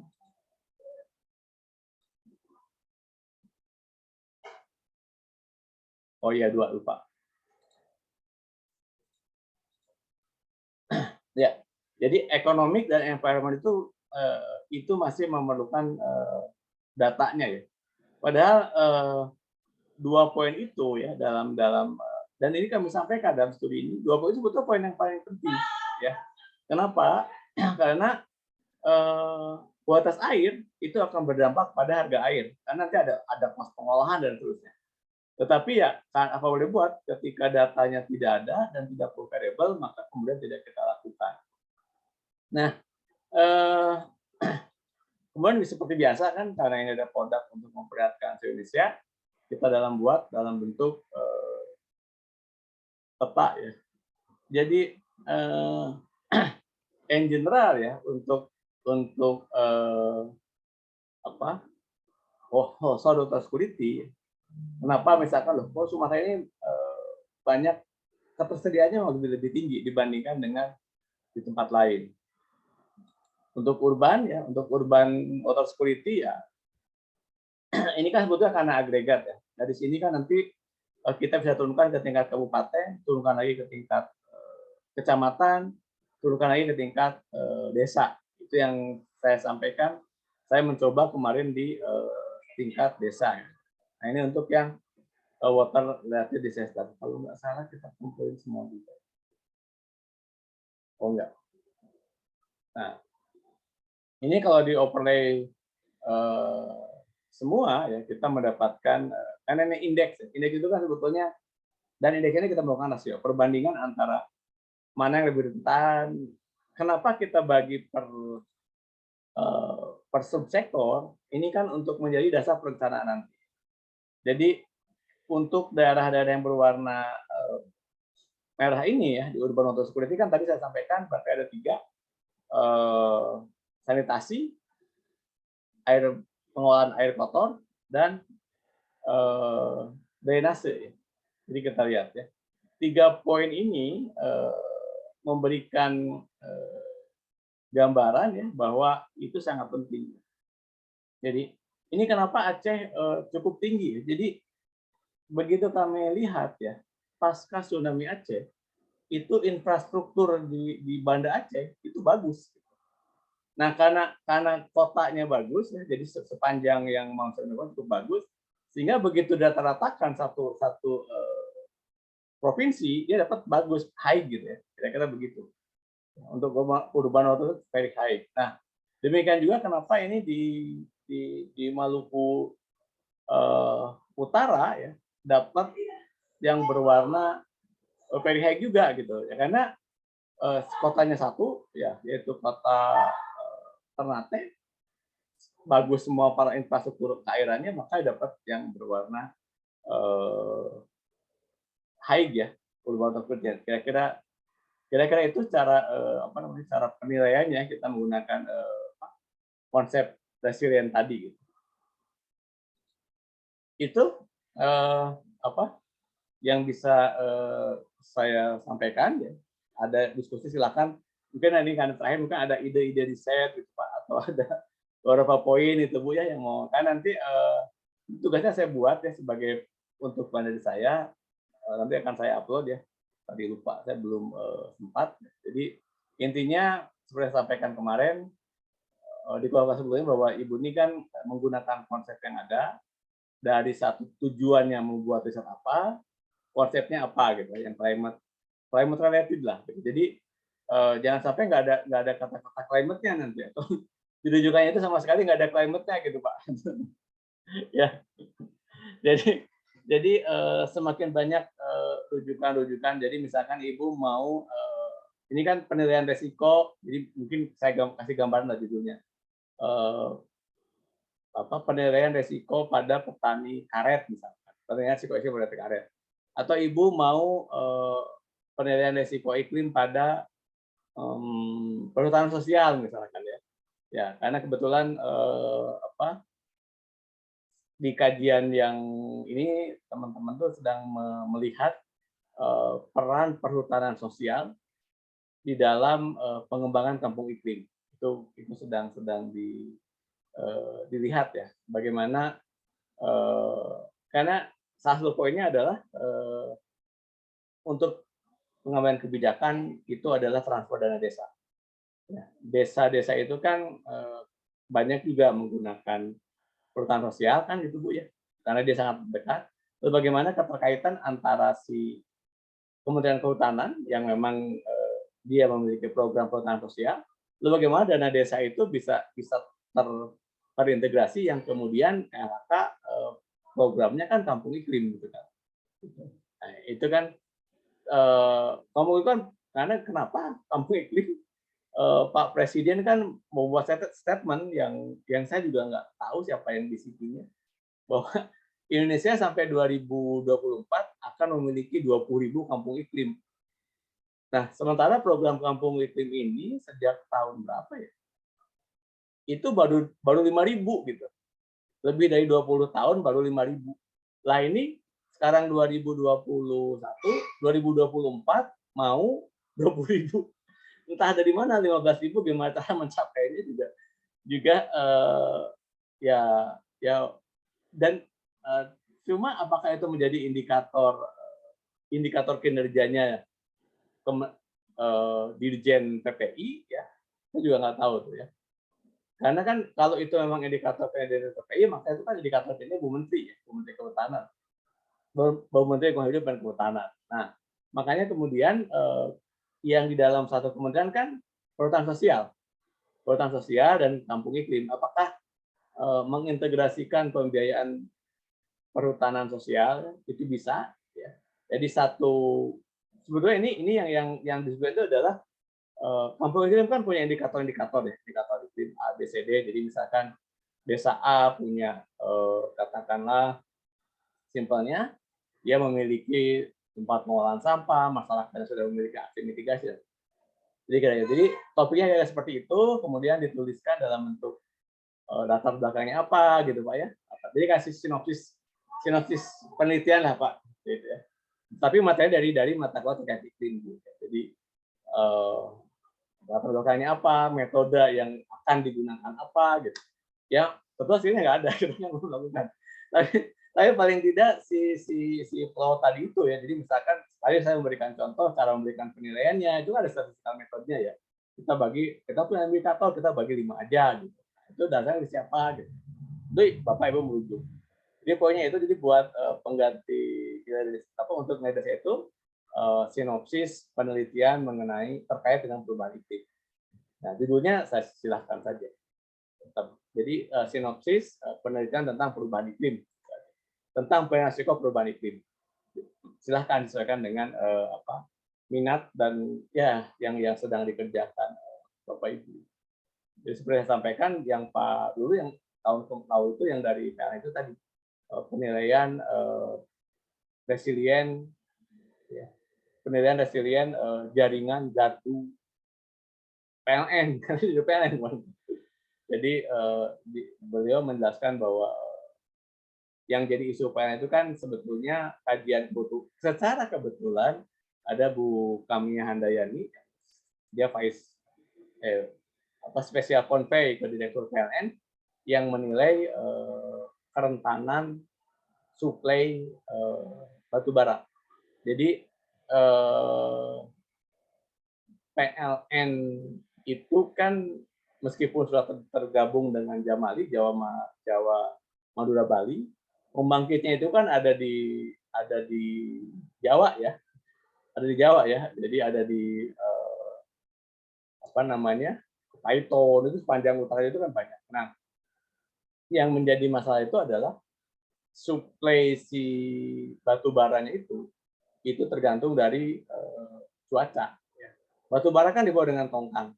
Kalau lagi gelombang tinggi, itu suplai batu bara dari Kalimantan ataupun dari Sumatera menjadi terhambat, sehingga ketersediaan energinya, maka sebetulnya kita bicara resilient energi.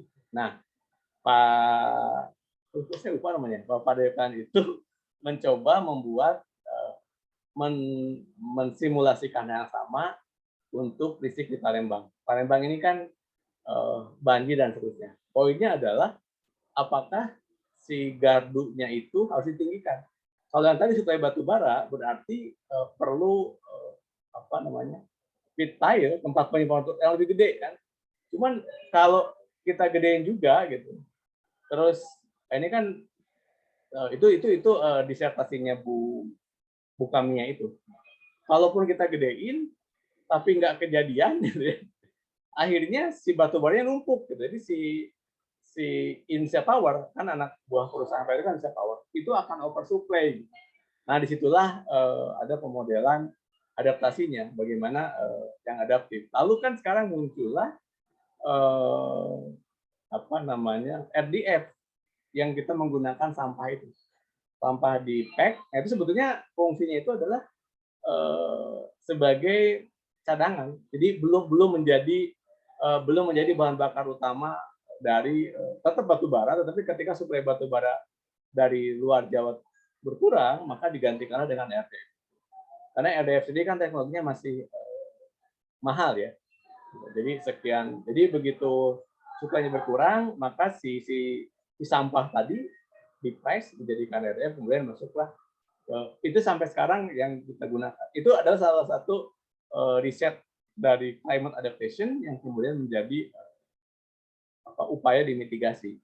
Nah kira-kira itu. Pak itu juga sama. Jadi beliau itu melihat dari konsep tadi itu, apakah mungkin nih semua gardu di Palembang dinaikin kan? Tapi kalau gardu dinaik, akhirnya dia buat, mana yang perlu dinaikin sekarang, mana yang dia perlu dinaikin. Ya karena ada intensitas banjirnya. Jadi misalnya ya, kalau pelanggannya 10 dengan pelanggan 100, maka yang 100 dulu kan dinaikin gardunya. Jadi atau dari penggunanya. Jadi misalkan kalau di kawasan perhotelan, ini kan dari ini memang jadinya jadi agak sedikit tidak bakti untuk negeri PLN-nya. Karena kan dia menyelamatkan dulu yang penggunanya gede gitu. Jadi itu naikkan dulu. Nah itu sebetulnya dasarnya adalah kalau dia naikin dulu yang pengguna besar, sehingga dia punya kapital untuk membangun yang pelanggannya kecil. Nah itu dasar pertimbangannya, apakah jumlah pelanggan atau jumlah watt yang diberikan, itu yang dia cari, Pak. Jadi rujukan itu. Yang itu dari jumlah penggunaan. Meskipun pelanggannya 1000, ya, tetapi jadi kompleks perumahan, bandingkan dengan katakanlah 1.000 pelanggan di Polygon ya Pak, dengan 100 pelanggan di apa itu PIM. Ya dia memilih PIM ya. Karena PIM itu 100 pelanggan, tapi jumlah stick yang digunakan itu mungkin dia dalam bentuk benefitnya itu sampai M, yang di Polygon itu mesin 1.000 ini hanya 100 juta gitu per bulannya penerimaan PLN. Tapi yang ini meskipun hanya 100, tapi PLN ini 100 juta. Tentu pemilihan itu yang kemudian menjadikan dasar dimasukkan part dari model bisnis plan-nya PLN. Nah, kajian itu kan kajian adaptasi. Nah, kira-kira itulah. Nah, Bapak Ibu silakan sesuai dengan yang Bapak Ibu biasa kerjakan. Karena kan Bapak Ibu kan biasa bekerja ya, cuma tinggal kuliah ini kan memberi overview dari aspek climate-nya. Nanti dibuat aja, ditulis ya bentuk tadi, nanti saya akan siapkan di assignment-nya. Ya mau berapa minggu, seminggu Pak cukup? Gimana Bu? Atau mau 2 minggu gitu? Tapi jangan sampai dosen ketiga masuk baru ngumpulin nanti saya ditanya. Siapa? Berarti akhir bulan aja ya, akhir bulan ya nanti ya. Bulan. Jadi tadi ya semacam penelitian perubahan iklim, kalian risiko iklim di assignment Bapak Ibu lah. Kira-kira itu. Ya. Ya, Pak. Bertanya Pak? Ya, silakan Pak. Ya, ini kan mungkin bagus ya Pak ya. Jadi kan Bapak udah menggiring kita nih supaya udah terbuka lah mengenai penelitian ya Pak ya. Ya. Cuman yang mungkin saya masih agak bingung Pak. Tadi menarik juga yang Bapak bilang bahwa kita susah gitu loh untuk menentukan apakah ini karena climate atau bukan gitu kan. Contohnya tadi Bapak bilang PDRB tadi kan, yang climate itu kan berhubungan dengan climate. Apakah itu karena climate atau mungkin di tahun yang 2015 itu apakah mungkin ya saya juga nggak tahu, atau karena krisis di suatu negara gitu kan, jadi mempengaruhi PDRB. Nah itu yang mungkin saya sih masih bingung Pak jatuhnya. Apakah bisa gitu kalau di statistik nih biasanya kan R kuadratnya berapa nih? Oh 78%, berarti ini sekitar 78% dipengaruhi oleh climate gitu kan. Nah itu yang pertama. Yang kedua Pak, parameter untuk menilai resilience ini ada minimalnya nggak ya? Berapa gitu kan? Karena kan tadi Bapak ada 5 ya, 4-5 ya jatuhnya. Nah ini nggak ada berapa minimalnya Pak. Terus tadi ada juga resilience sebagai apa sih tadi saya tulis, outcome dan proses ya tadi kan. Nah, kalau kayak tadi yang keamanan air ini jadinya jatuhnya ini ya Pak ya. Produk proses jatuhnya. Proses ya. Oh, proses. Oke, siap Pak. Terus yang terakhir slide-nya Pak. Saya juga ini menarik sih slide-nya tadi Pak. Kalau bisa di yang mana? Kalau yang materi kuliah sudah saya simpan di e-learning. Kalau yang hasil nanti saya bisa diupload Pak. Ya Pak. Siap. Ya. Aja Pak dari sini Pak. Terima kasih Pak. Oke, ya. Ya. Jadi mungkin biar agak tergambar ya. Ini yang ini saya tadi saya sampaikan, kita mencoba beberapa kajian ya, ini dilakukan di Jawa Barat ya, di Jawa Barat coba melakukan ini ya.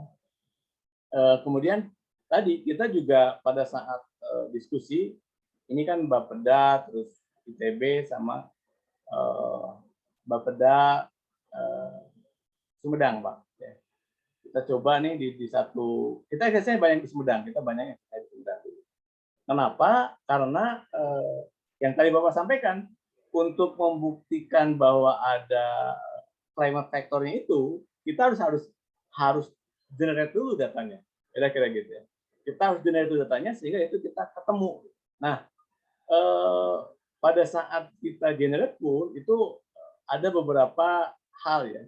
Ya karena ini kan sebetulnya kalau bilang akurasinya kan bukan untuk saintifik ya, bukan saintifik, meskipun Kemudian dari kajian ini kita banyak ada paper yang bisa kita publikasikan ke stunting. Jadi kita akhirnya detilkan lagi tuh, kita turunkan ya dari metode ini. Tapi kembali Pak, datanya tidak begitu, nggak bisa comparable, itu yang menjadi masalah. Kemudian akhirnya kita selalu mengurangi parameter. Jadi kalau Bapak tadi perlu berapa sih kan itu kan? Kenapa sih dari 5 jadi 3? Itu kalau utamanya kan datanya nggak ada Pak. Jadi filosofi ketika kita melakukan perbandingan itu apple to apple. Jadi kalau kita punya 34 provinsi, maka 5 parameter itu harus ada di 34 itu. Nah, begitu dari satu aja nggak ada, itu nggak bisa gitu. Karena sebetulnya bukan nggak bisa juga ya. Kita bisa juga mengenerate data. Kalau memang waktu kami melakukan, saya mengaku saya dulu. Waktu kami buat paper untuk stunting, itu banyak data yang kami generate. Jadi misalkan berat badan bayi, nah, itu kan nggak ketemu, data itu nggak ada. Data itu nggak ada, berat badan itu nggak ada. Yang ada itu adalah data mengenai kalau saya lupa. Nah, itu hanya kita kumpulkan secara manual. Jadi begitu kita bicara perkembangan bayi di masing-masing desa, itu kita perlu report lagi, mengumpulkan data dari puskesmas. Makanya kita hanya bisa di Sumedang.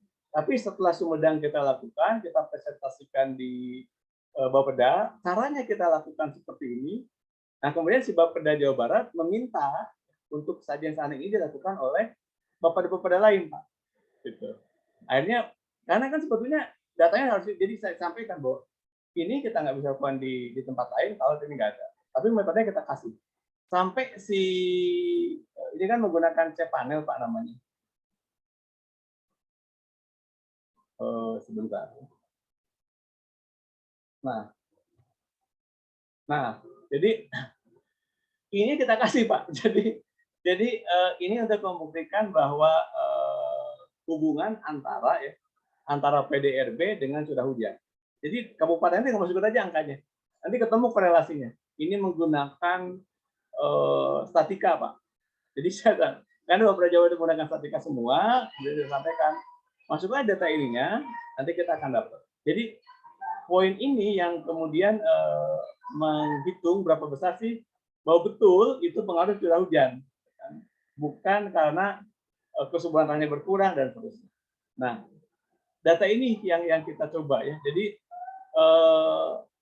cPanel, nah kita coba semua data yang kita evaluasi. Oh betul, bahwa yang pengaruh itu jumlah curah hujan juga Pak, bukan hari hujan. Nah untuk data hari hujan dan curah hujan kan harus disiapkan juga. Nah kebetulan ini baru satu parameter sebelumnya. Sebetulnya idealnya kita gunakan juga data kekeringan. Kan kira-kira itu Pak. Ini kan baru kita lihat hujannya turun, jumlah hari hujannya lebih rendah, jumlah curahnya juga lebih rendah, berarti terjadi kekeringan. Yang ideal memang data kekeringan. Itu. Nah, makanya kemudian setelah kita buat model ini, kita diskusikan dengan Dinas Pertanian di Jawa Barat untuk memastikan, ya, mereka kan melakukan validasi, Pak. Oh betul, memang pada saat itu terjadi kekeringan. Kira-kira itu, Pak. Ya. Jadi itu poinnya. Apapun yang kita lakukan, makanya selalu dicantumkan kan scope tadi Pak. Kan ada objektif, ada scope. Begitu objektifnya ini, skopnya data nggak bisa semuanya gitu kan. Nah, skopnya kita sampaikan, ini hanya menggunakan data curah hujan. Kira-kira itu. Jadi ini yang kemudian ada climate proofing-nya. Nah, datanya saya lihat seperti ini. Kita mesti tahu dulu apakah memang di situ ya, ini kebetulan mereka lengkap Pak. Jawa Barat lengkap 2015, 13. Jadi kita bisa compare kapan dia turun, kapan dia naik. Atau kabupaten mana yang terkena, gitu kan? Ini kan dari ini Pak. Jadi kabupaten-kabupaten yang memang sangat mendasarkan pada pertanian, itu pada saat El Nino kelihatan sekali turunnya. Oh itu kenapa Bekasi ya? Oh ternyata kabupaten. Kalau kata Bekasi nggak mungkin. Kabupaten Bekasi itu begitu kita validasi, sudah malahan pertanian makin kecil, tapi ini eksternalitinya. Jadi jumlah petani di Bekasi dengan luas lahannya itu udah nggak berimbang. Jadi apa ya, petani tanpa lahan lah gitu misalnya. Dia sementara pendapatan mereka ya ini juga kita sempat itu tentang BPS. Loh kalau gitu berarti dia kecil sekali penerimaannya, memang kecil Pak. Terus apakah dia tidak bekerja non formal itu ekstra. Tapi yang kita lihat kan data BPS Pak. Saya kira itu Pak. Ya, jadi poinnya dari situ. Jadi ini adalah untuk climate proofing-nya. Ya, kita coba, kita buat bukan itu baik, kita simulasikan, saya kita mendapatkan angka. Kira-kira itu Pak. Nah makanya tadi yang nasional itu saya lupa di mana filenya karena kan biasanya udah itu saya tahu. Itu prosesnya panjang juga Pak. Jadi kita memilih sampai compare data BPS, data statistiknya, wah itu. Makanya kemudian dalam kajian ini biasanya selalu ada orang IT-nya yang dia membuat database, data mining, gitu. Nah ini juga sama. Ini karena Jawa itu ini teman-teman Bapeda Sumedang yang waktu itu karena mereka punya bagus, kemudian kita lakukan bareng-bareng ya membuat modelnya. Waktu saya berpikir kita mesti mencari hubungan dulu nih curah hujan. Yang paling ekstrim kita diskusi juga ya diskusikan dengan Balitbang dan seterusnya. Apa sih yang berpengaruh terhadap crop tadi itu? Nah yang menjustifikasi bahwa curah hujan itu adalah teman-teman dari Litbang. Ini curah hujan Pak yang pengaruh. Nah, itu mungkin yang kadang Bapak nanti menemukan Bapak kan dari Litbang ya. Oh, ini kalau kadar ini yang biasa ini adalah ini gitu Pak. Nah, poin itu yang bisa dijustifikasi. Kemudian ya tentu saja ini ada paper-papernya juga yang kita uji seperti tadi kan kalau di teorinya kan saya sampaikan banyak teori ya. Ini karena waktu itu yang diminta adalah sangat cepat, ini rapid assessment. Nah, si rujukan-rujukannya itu kita yang menyebutkan pakai metode ini, pakai cPanel, dan seterusnya. Karena kita juga sampai melihat ini, Pak. Kita compare tidak hanya padi. Dari produksi itu kita lihat, oh masih terpengaruh, oh ternyata hanya padi. Jadi hanya padi memang yang signifikan pada itu pertanian. Begitu kekeringan, ya itu kena sekali dampaknya. Gitu. Nah ini pun sebelumnya kita koreksi dulu dengan produktivitas. Karena Jawa Barat ini kan produktivitasnya cukup baik gitu, dibandingkan dengan beberapa kabupaten sudah cukup baik. Itu Pak. Ya. Kalau yang tadi udah ada, nanti kalau yang hasilnya boleh saya share juga di. Tapi kalau PPT yang itu tadi di e-learning, rasanya sudah saya simpan.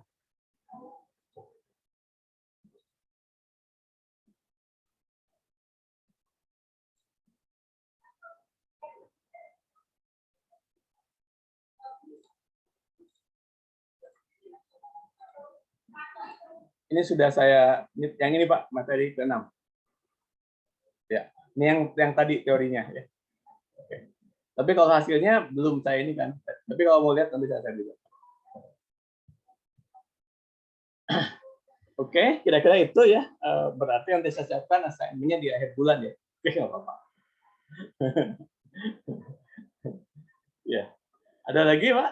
Mudah-mudahan bisa meninikan. Ya, maksud saya kan ada project based learning. Kita menggunakan project based learning. Itu arahan dari Pak Faisal ya. Karena harapannya kan ada terutama bagi yang sudah bekerja kan bisa mengumpulkan data lebih cepat dibandingkan dengan yang fresh graduate kan. Makanya yang fresh graduate kan biasanya ikut riset kita gitu. Itu kira-kira. Mudah-mudahan menjawab Pak. Ya Pak. Ya. Gimana Bu? Oh Pak, Insya Allah Pak. Ya, ya. Oke Bu ya. Jadi nanti saya siapkan assignment-nya di akhir bulan. Tadi sinopsis. Pokoknya ya sama lah kita mau buat apapun. Ada latar belakang. Yang penting kan sebetulnya poin-poin yang dirujukan ya, yang saling merujuk. Dan saya sampaikan sekarang dengan kita langganan saya direct, mudahlah untuk nyari rujukan. Tentu saja waktunya kan yang saya juga sama. Saya mau buat paper ini ada 4 riset saya yang belum jadi paper. Nulis itu ternyata lebih lama gitu ya, lebih lama untuk mengumpulkan datanya gitu ya. Terus ya beberapa poin kebetulan